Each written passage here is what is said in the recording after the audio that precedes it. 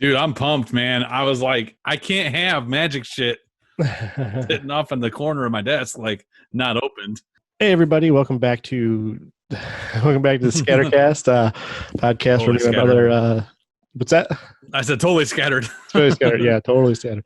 No, welcome back to the Scattercast where me and my brother jump into the stuff that we're into in the moment, what we're playing, gaming, reading, everything. So you wanted to we were gonna set up and play some spell table today, but you had some things you want to talk about. Oh yeah. Well, a few Yep. weeks ago we played SpellTable for the first time. Mhm. And I don't know if that's been well, that's kind of being worked on right now, right? It'll be up before this one So goes. Yeah. okay, yeah. So if you've seen the previous episode of us talking about it, Mhm. SpellTable is um it's a I guess we can call it a Zoom like client Mhm. that allows you to play I guess you can kind of play almost any game on it, but it was designed to play paper Magic the Gathering just like you were playing in person, but you can play it with over the internet. You use a web camera top down, and the client handles looking at the cards for you. You can see what cards people are playing, um, and all that.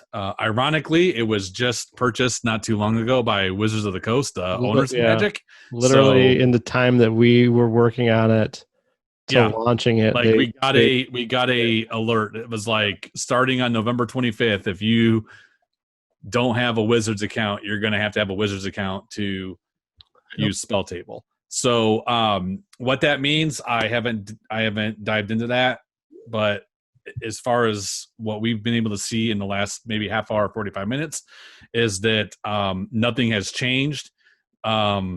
As far as SpellTable is concerned on their interface, there's not a single thing that even looks like it's um, has anything to do with Wizards. It's just that's the way you have to log in. I'm pretty sure that the reason why they did that is because um, a lot of Magic the Gathering in the last couple of years has been kind of angling towards the esports side of things, as far as like doing things online. They came out with it's called MTG Arena. It's a free to play version of Magic. It's all the same rules and stuff like that. You don't have to buy anything. You get like starter decks and stuff like that.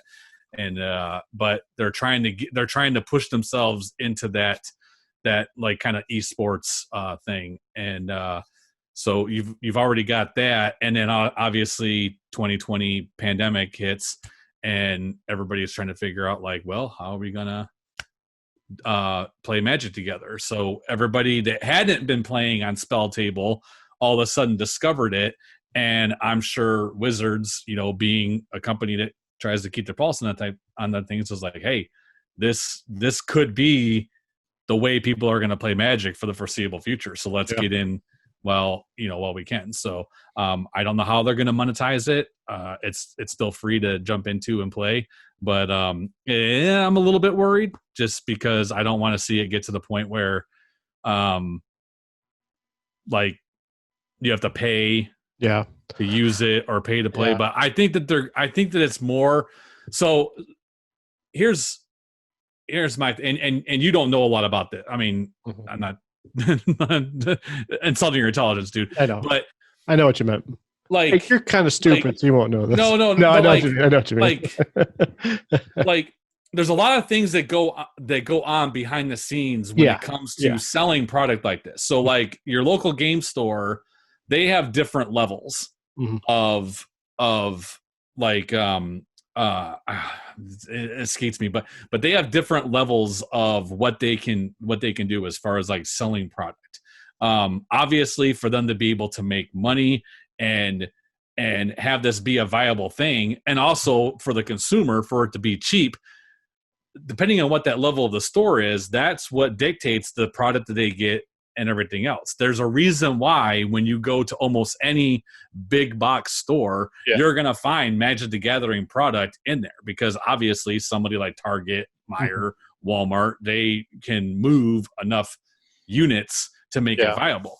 So for stores, if you aren't economically viable for Wizards of the Coast, you can't really carry their product or carry it to make so they have different levels. It's called WPN, Wizards Play Network.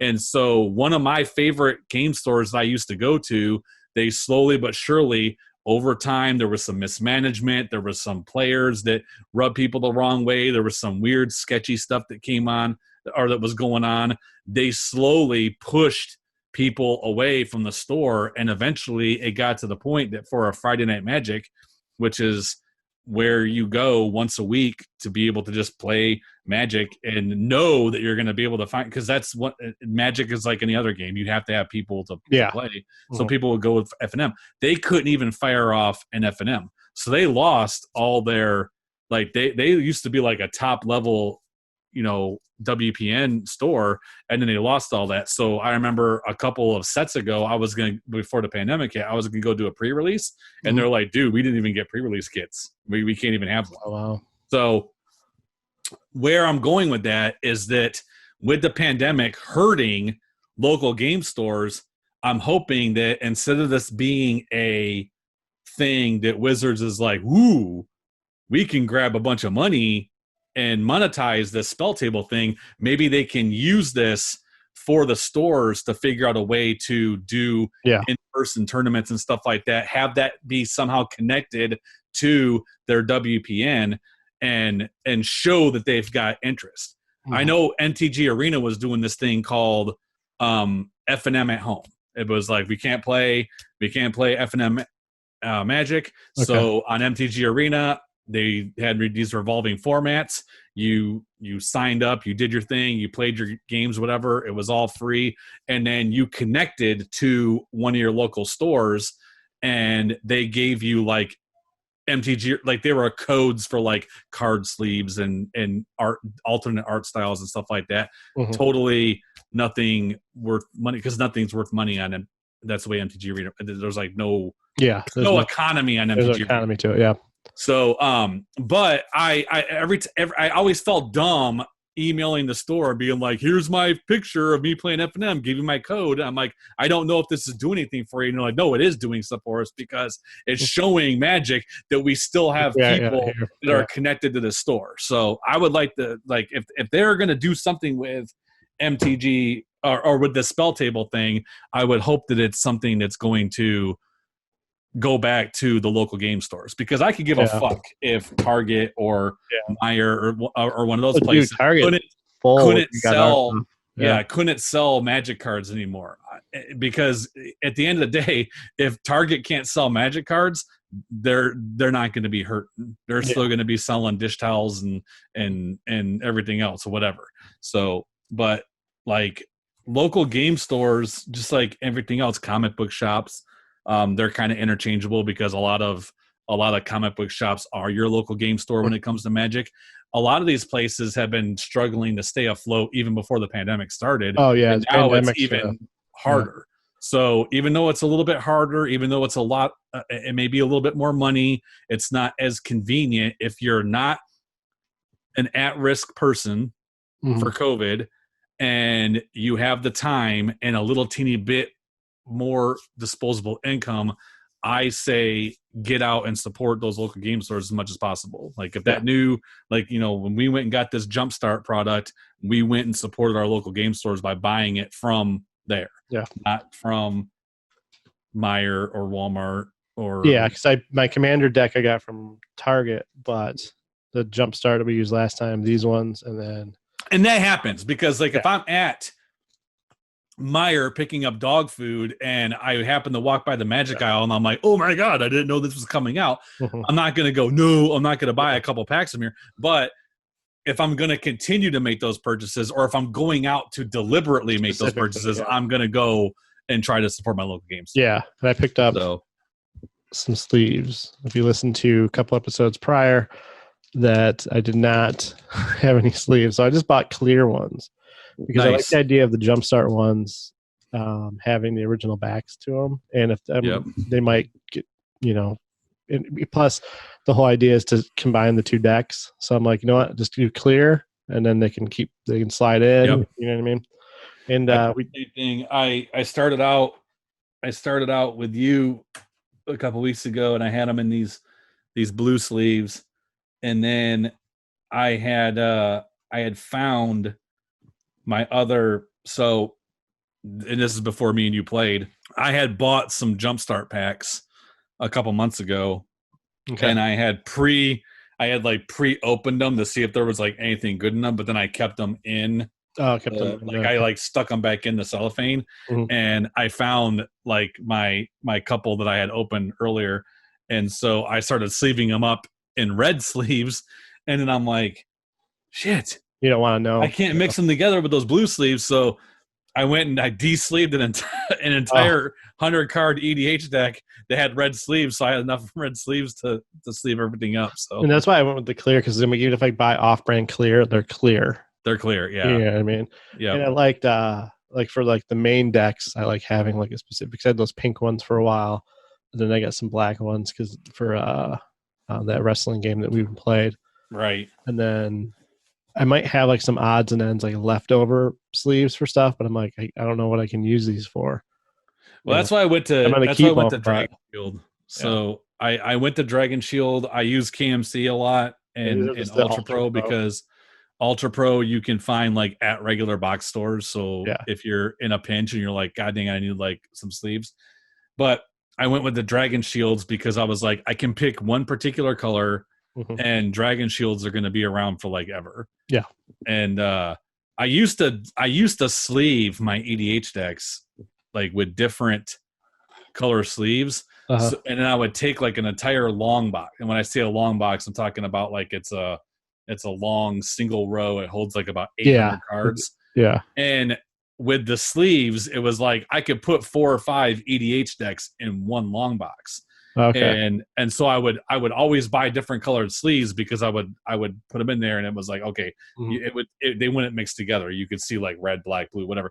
But now I've been trying to sleeve all my EDH decks in the same color because Magic the Gathering, and we talked about this before on another Magic the Gathering cast when we were talking about like you would be surprised at how much like the kitchen table drives prices. Because even in a pandemic that's been going on since March, and there's been like hardly any in-person Magic, MTG prices are through the freaking roof. Yeah. I'm like looking up cards that I have, and I'm like, are you kidding me? Like $25 for this card? Maybe it's because of the coin shortage too. Like the aspect of it's like maybe because they're not circulating because there's boxes. Yeah. Because maybe the numbers are down because there's so many unopened boxes. It could be that too. That's a good point. That's a good point because Target was bad. because cards not moving will drive prices as much as buyouts, and buyouts will drive prices too. Like we see this all the time in the EDH community where it's like a really popular EDH person does like a video and they're like, here's my deck tech on this whatever commander. And then they talk about like some card with like a spicy edition that like nobody's ever heard of, and then all of a sudden that card that was worth like 50 cents last week is like worth $6 today because 1,000 people watched that video and 500 of them went out and bought that card off the secondary. Yeah, because I mean, Target is usually that's the most visible place. I would always see. Because I mean, once I stopped working nights, I stopped going in the mire, but Target has like a whole dedicated wall to just everything cards, and we've been in there like twice now to get like pick up some stuff and stuff that we needed, and I've always like look at it. And the first time I bought the Commander set, and then the second time I was just looking at it, and I mean, it is just full of cards. Yeah. But it could be true. Yeah, people maybe either aren't offloading. Well, it's going both ways because people aren't buying it, but also people aren't offloading it. Because when I was looking at prices yesterday of things, I would say 70% of the stuff, like what I call money. So in Magic the Gathering, I guess, like slang I call it, you have you have uncommons, commons, rares, mythic rares, when you get to rares and mythic rares, Mhm. we have a term which is called like bulk Yeah. and like non-bulk. So bulk is stuff that like is good cards. They might be rares, they might be foils, they might be like some of the more like iconic commons or uncommons, Mhm. but they're bulk because they're basically worth they're basically worth like less than $1.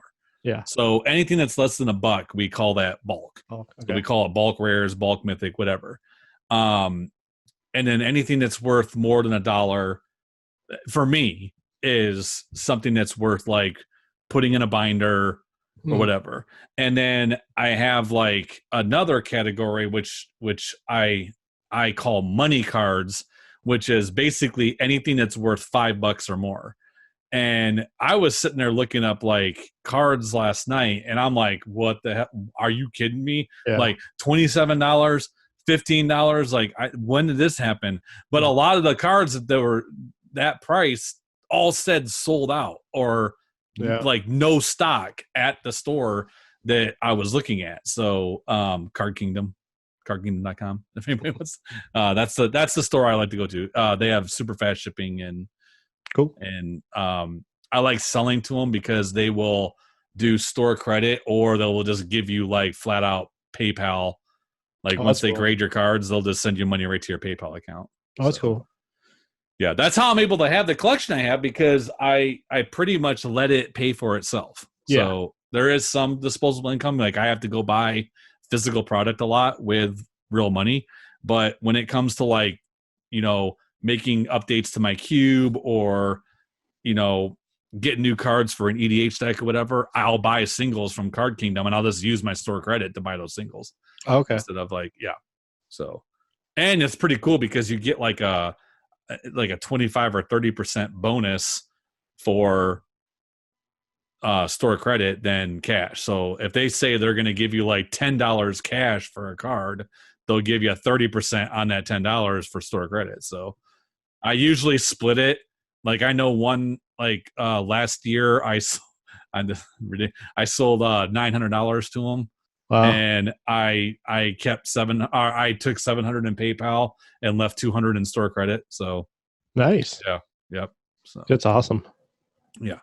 Now, kids at home, I've spent a lot of money on Magic in the last 11 to 12 years. So don't think that you're just going to start like going and buying packs today and be able to bankroll that. Like here's my thing. I have been a big time beneficiary of being a hoarder. And what I mean by that is that until about 2 years ago, I never sold or got rid of any of my Magic cards. Yeah. And so a lot of shit that like was only worth like 50 cents to $1 like 6 or 7 years ago is now worth like $5, $10, whatever. Yeah. And then I traded and acquired certain old expensive cards before Commander and Cube and stuff like that became very, very popular.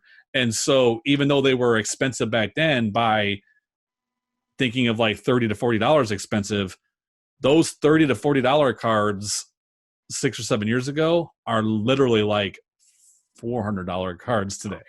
So, and it's become kind of like a thing where I'm like sitting here and I'm like, I got a piece of paper sitting on my desk right now that could pay my car payment. Yeah. I keep it or I sell it.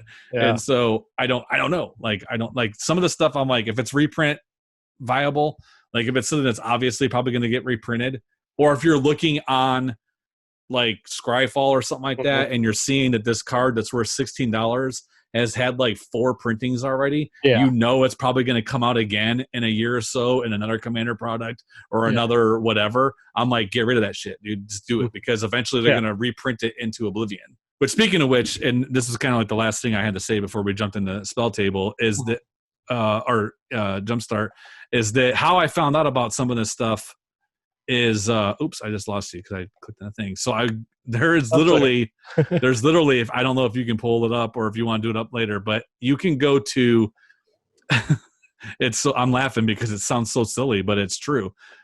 You can go to mtgstocks.com and I'm going to be very quick because number one, we have talked about this in previous episodes, but obviously if people are coming to this episode, they're going to be coming to it because they're either big time fans of the show or they saw that it was MTG related. So they don't need to know this. But the difference between Magic the Gathering and even Pokemon, because Pokemon's kind of this way too, but we're sticking to Magic. The difference between Magic the Gathering and like baseball cards and football cards and stuff like that, and you all hear like the old stories like, oh, my dad sold like a box of football cards for like a bunch of money. The reason why that shit is not worth money now is because it is printed into oblivion.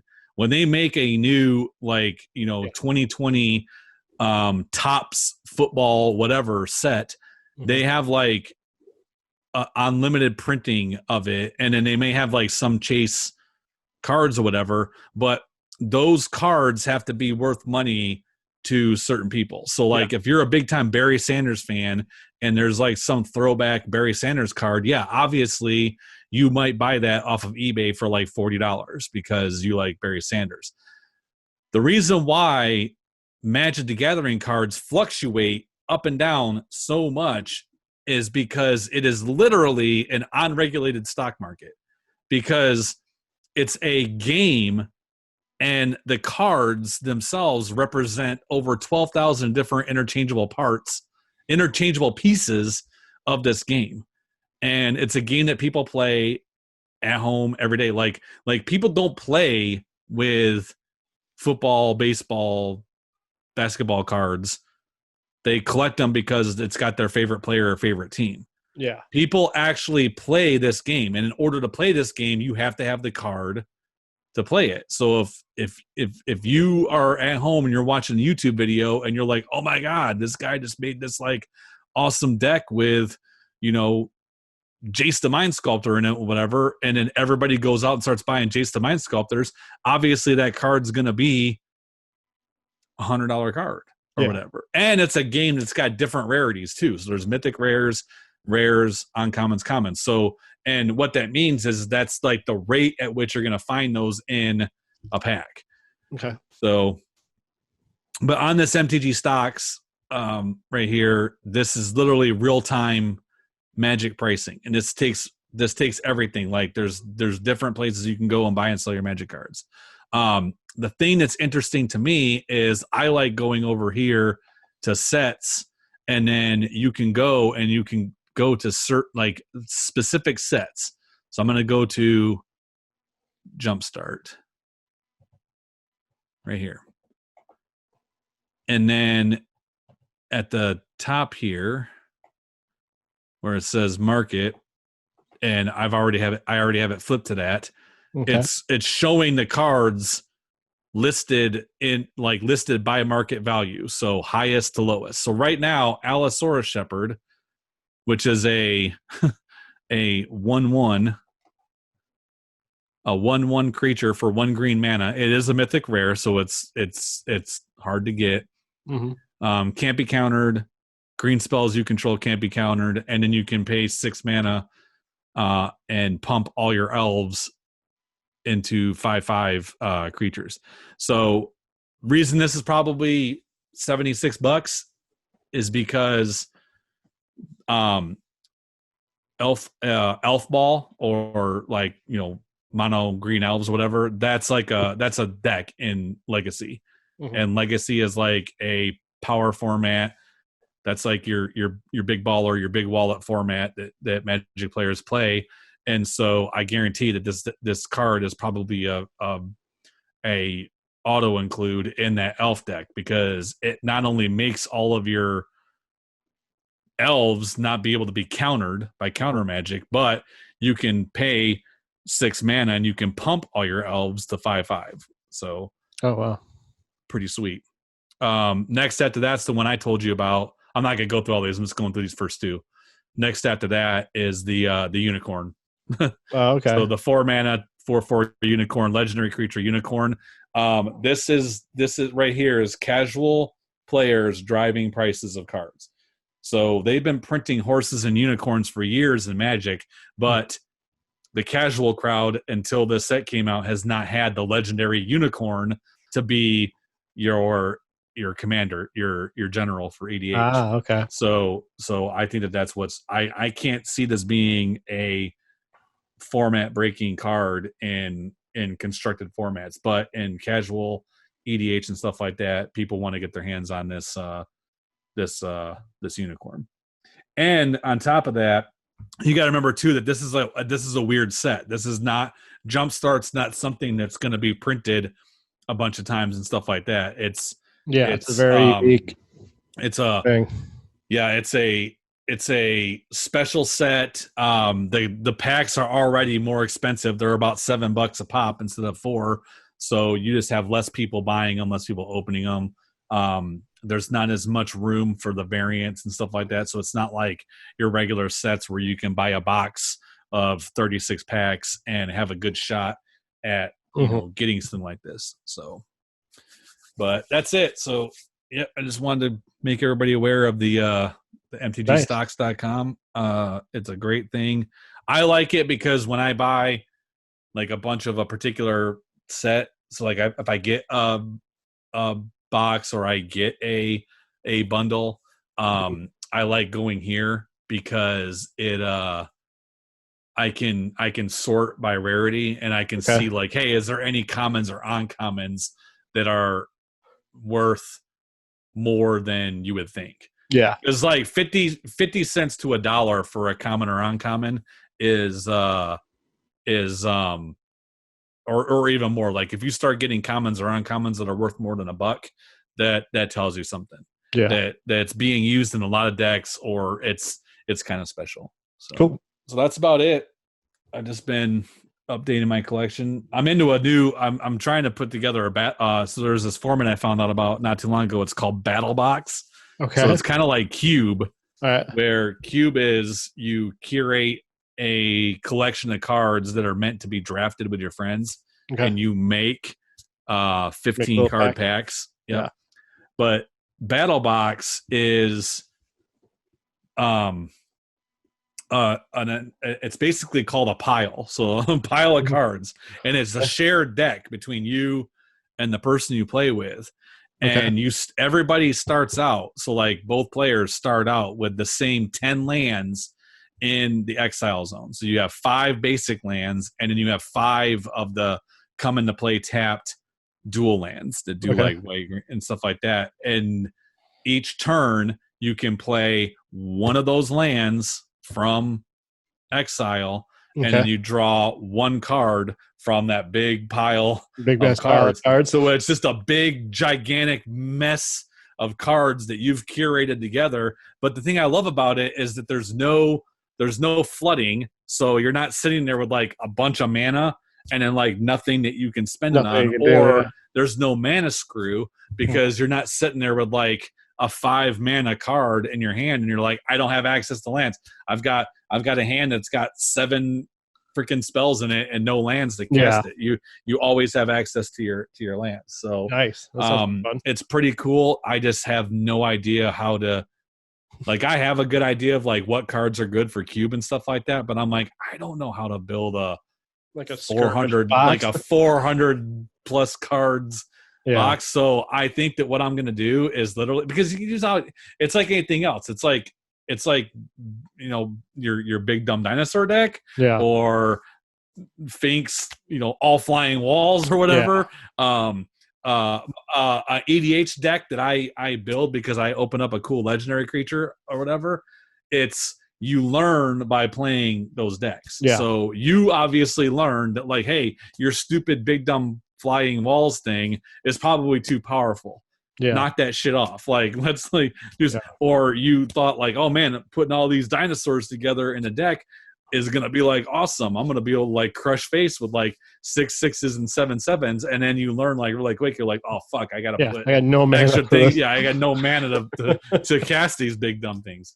So it's the same thing. So I think that I'm just gonna start going through all my cards and just being like, going back to the old days where I'm like, dude, all right, what's cheap? This card looks fun. I want to play it, and then put it in there.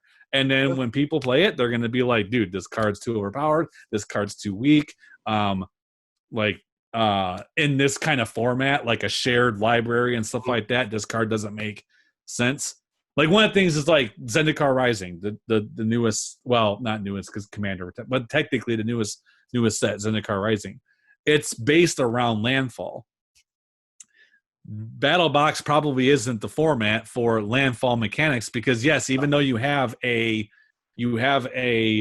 exile zone with 10 lands, so you're never mana screwed, there's no other way in this format to accelerate your mana. So you can't use cards that say go in your deck and find more lands, or you can't use cards that say like play an extra land each turn. So it makes those landfall mechanics not as powerful. That's the whole point. When you see a card that says every time a land comes into play, put a 4/4 beast onto the battlefield, you want to figure out a way to put more lands in each turn. You want a turn where you're putting 2, 3, 4 lands into play on the same turn, and you can't do that in Battle Box. So I'm wondering if I was thinking about this earlier. I wonder if these Jumpstart packs would work with. You couldn't separate them though, not the Jumpstart, but those training. I always call them the training decks. Oh yeah, those 40 card decks that were just at Gen Con one year that you gave me. A couple of them to beef it up to make it like a 60 card. No, not to make it a 60 card. Keep them at 40, but I have a couple jump starts to mix up, and I wonder if you could go against one of those pre-made decks. Oh yeah, dude, totally. Yeah. So I'm going to keep them. I'll probably keep those ones still sleeved how they are because those are completed. Green, black, blue, red, and that's how I found the Battle Box format because I have heard other people. If you go back to the person that originally invented this format, Battle Box, he called the format Danger Room. Okay. And then somebody else found out about it, and they didn't want to take credit for his invention of the Danger Room. So the guy started calling it like Battle Box, and then Battle Box for whatever stuck, but the guy that's like the main curator of like everybody goes to like his list to see what he's doing, he still calls it the Danger Room. So it's like Battle Box, the Danger Room. I was looking up Battle Box because I was trying to figure out what people were talking about when and there's another way to look at Battle Box, which is basically like you keep stuff like this Jumpstart, those like you keep that cheap stuff all together. Like, so the pre-constructed Planeswalker decks, those intro decks, the Jumpstart stuff, and then it's all in one box or whatever. And so when somebody comes over and they like don't know how to play Magic, or they haven't played Magic in a while, or they don't, like Craig, he doesn't have his own Magic cards, you can bust out your Battle Box and then be like, pick your format. Do you want to do jump? Do you want to do EDH? Do you want to do casual, single, whatever? And then you have all these already made decks that you can give to somebody. And that's why I was thinking of this Jumpstart, hyper powerful, crazy shit. Of these, where you can have either, hey, take a full deck or mix one together, and then we just play these 40 card decks. Because I kept those. I like those learning ones. Those are really cool to have. Well, this whole mixing together thing, I think, is what's really appealing. I mean, I love Magic and everything, but for some reason, I feel between me and you, that is what is the main appeal. Is like the whole, like it's taking two different things. It's taking like a format, kind of like we talked about before, like Smash Up. And then it's combining it with like that pack wars that me and you did. It was like you just opened up a booster pack, you put 2 of each basic land in it, and then you played against each other with whatever the fuck you had in that pack. And sometimes maybe you got the bomb rare that is not answerable, and other times it was like, what the fuck is this? Oh, and real quick to add on to the Jumpstart, I don't think Wizards will start monetizing SpellTable. I don't know why I use Jumpstart to jumpstart that, but if they ever do, we have the mounts already made. We can just use Zoom. You know what I mean? Yes. We'll just miss the functionality of clicking on the cards, but we're playing each other. There's no incentive to cheat. You know what I mean? So like, so. But no, it's awesome. I like the little update and everything. Yeah, I watch YouTube videos all the time of people playing, and it's all the same thing. It's like Yeah. They all talk to each other. They're very transparent. It's like, look, if you're behind the scenes manipulating your hand What are you or getting? drawing extra cards and What stuff are you like winning? that, there's you got some other things you got to look at. Whatever. Do we want to open these up real quick on video, and then we'll sleeve them off, and then hey, who knows? Maybe we'll figure out a way to post our I just want to see if one of us gets the Allosaurus Rider or the Allosaurus or the unicorn.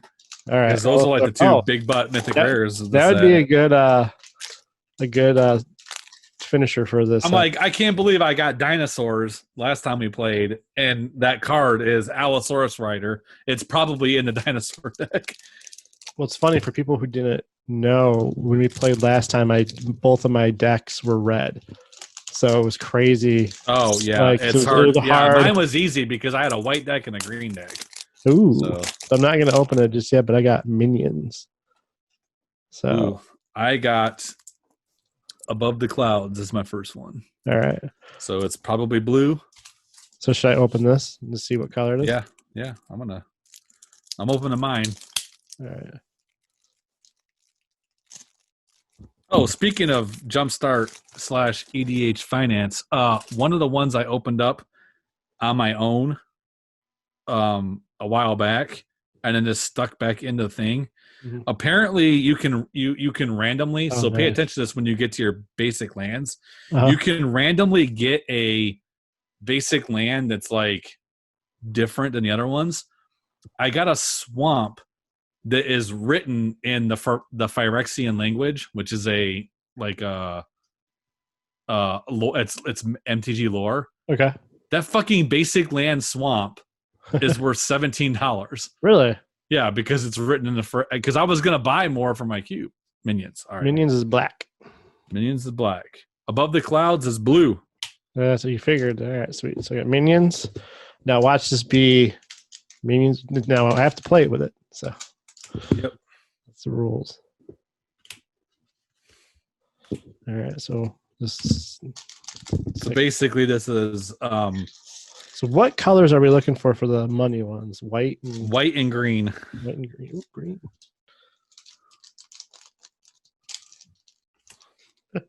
You kidding me? Did you get red again? Oh! Well, hey, what is your first card though? Because remember, they're different. Yeah, there's a couple different variations. Yep, that'd be really funny if it was like totally. Hey, that's good though, because if you get a Thriving Isle, that's a $2 card. Nice. All right. So my first card is Ineas the Gale Force. That's mine too. Legendary creature. Hey, $2 card. There you go.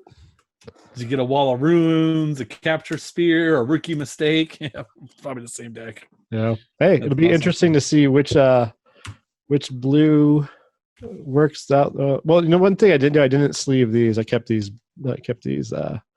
unsleeved, the little like description cards, but I kept them with the decks. So then I did the same thing. Yeah. I've actually got a box that says Jumpstart on it, and they're all divided up. Nice. So I can just pick like two random ones. There was a box that Meyer used to sell, or still probably sells. It's a card. Did you open both yours? Yeah. I'm open my second one.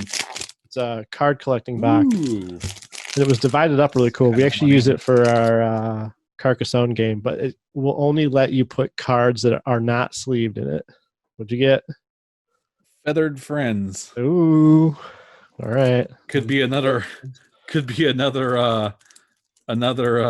flying one. Oh God. Would you consider a unicorn a feathered friend? It's got wings. Some I'm really It'd be hilarious. I'm notorious. Oh, I didn't get it. For, I got a steel plumed Marshall instead. Nice. So this is actually really ironic that these two decks are the ones I opened, because this is like flying. This is flying white shit, and then the blue one was flying blue shit. So it's like blue white flyers is actually like a core set. Like it's a long-standing course, like a core set draft. Yeah. what's the word I'm looking for? Like not mechanic, like one of the draft styles. Like you can draft blue white flyers, and it's usually like pretty overpowered because in limited, flying is something that's hard to stop. Yeah. So all right, is that are we good? Shit. We're gonna go play these. Yep. I'm gonna go sleeve them up. Sleeve up. All right, everybody. All right. See you on the other side. Peace.